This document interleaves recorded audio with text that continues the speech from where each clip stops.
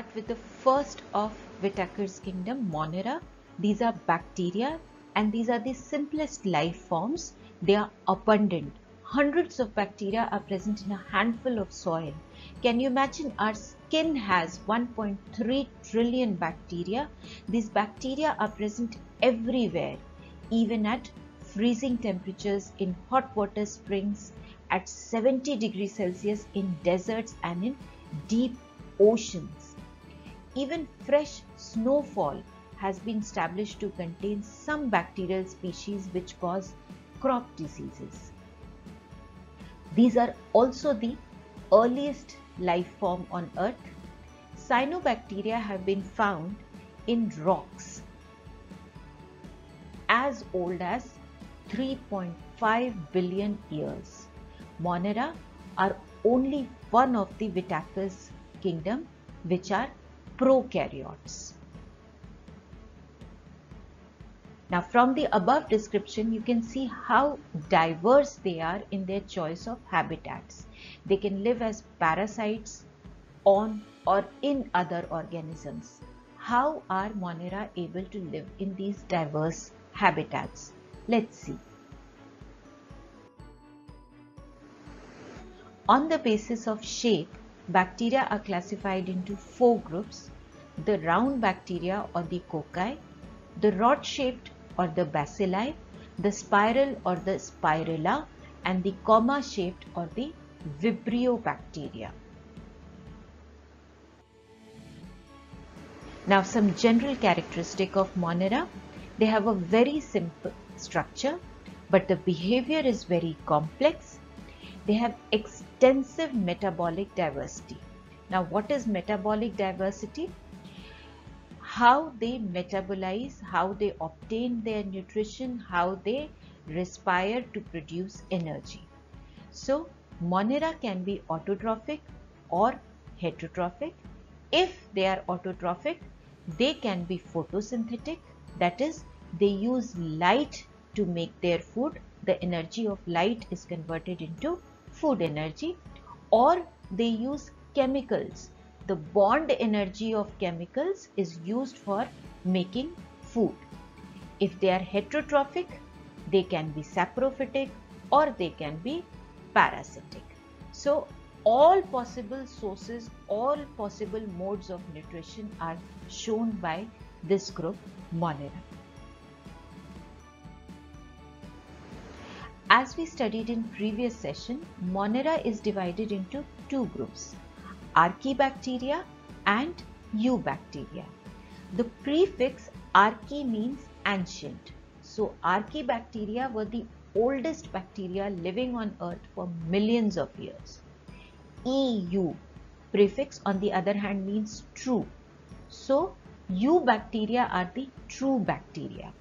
Let's start with Archaea or the Archaebacteria. Archaebacteria are even simpler than Eubacteria in structure, but they can live in harsh climates such as very high temperature or saline and acidic condition. Now the secret to this tolerance of Archaebacteria lies in their cell wall structure, which is made of ether lipid based compound. Archaebacteria are classified into 3 phyla based on their habitat. The methanogens. These are anaerobic bacteria which use hydrogen and oxygen to derive energy, and they are obligate anaerobes. They'll be killed by oxygen.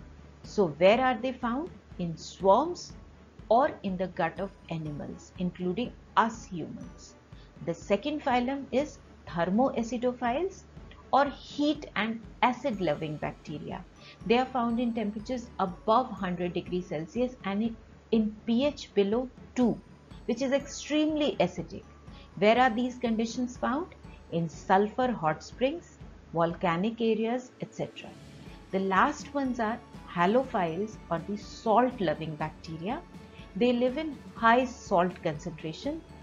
This kind of concentration disturbs the osmotic balance of cell, but not for the halophiles. Halophiles use the salt in the environment for their metabolism. Now let's see what are the true bacteria or eubacteria. They have a rigid cell wall made of peptidoglycan or murine. This murine or peptidoglycan is absent in archaebacteria, and because of that archaebacteria do not have a shape. Peptidoglycan or murine is a complex carbohydrate made of carbohydrates and proteins, and because of this the cell wall of bacteria is rigid, a fixed shape is there. This murine also helps in binary fission. If motile, bacteria have a flagellum. Now these bacteria are divided into 4 large groups: proteobacteria, cyanobacteria, spirochetes and gram-positive bacteria. We'll do some of these groups in the next few minutes. Let's start with the cyanobacteria or the photosynthetic bacteria. These are also known as blue-green algae. Because of their blue-green color, earlier they were kept with the algae in the kingdom Plantae. But later on, because of their prokaryotic structure, they were moved back to the group Monera. Now, these are photosynthetic because of the presence of the green pigment, which is not chlorophyll, but it is similar to chlorophyll A. You must remember that bacteria are prokaryotes. They do not have plastids, so they do not have chlorophyll like the eukaryotic cells. Now, they are unicellular, or they can be colonial, which means groups of cells which are not coordinated, not organized into tissue, or they can be filamentous, like the organism shown here, that is nostoc.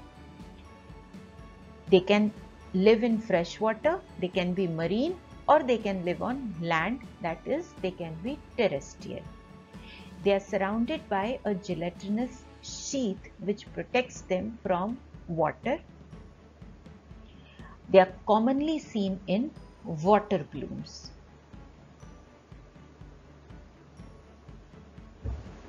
Now, the cyanobacteria shown here is nostoc.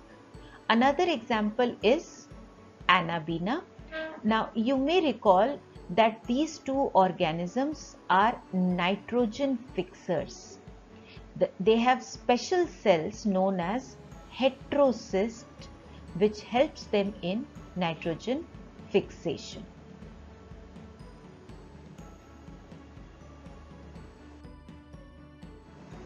Now the next one is chemosynthetic bacteria. These are also autotrophic because they make their own food.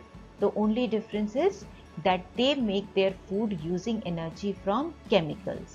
They break the bond of chemicals such as hydrogen sulfide, iron compound, hydrogen, methane, etc. and use this bond energy to make food. So they are using some source of carbon for making food, but the energy requirement is fulfilled by these chemicals, and that is why they are known as chemosynthetic bacteria. They are very important for recycling of nutrients such as nitrogen, phosphorus, sulfur, etc. The next one are the heterotrophic bacteria. These cannot make their own food. They derive food from some other sources, some other organisms. They are mainly decomposers and they are very significant for us. Their economic importance for us is huge. They can be used for making curd, for antibiotic production, for nitrogen fixation, for making acids and alcoholic beverages, and they also cause diseases. Most of the bacterial diseases are due to the bacteria belonging to this group. They affect plants, animals, and us humans also. Now, one very important topic, that is how do bacteria reproduce? Under favorable condition, that is when resources are very high, the environment is rich in resources, bacteria undergoes binary fission. It divides into two. This you have already studied in your previous classes. When unfavorable conditions are there, it forms spores. remains dormant for some time, and on the return of unfavorable condition, favorable condition, it becomes active again. Then there is a special case of conjugation where bacteria are able to transfer their DNA into another bacteria lying adjacent to them. So this is sort of sexual reproduction in bacteria. The last topic is mycoplasma. These are some special types of bacteria which are very simple. They have the smallest living cells. These cells are small. They do not have cell wall. They can live without oxygen and they cause many diseases. In humans also, these are pathogenic bacteria. With this, we come to the end of this session. Here are your questions. To assess your understanding, try solving them, and once you only when you have understood the content of the video. Happy learning. Thank you. Bye-bye.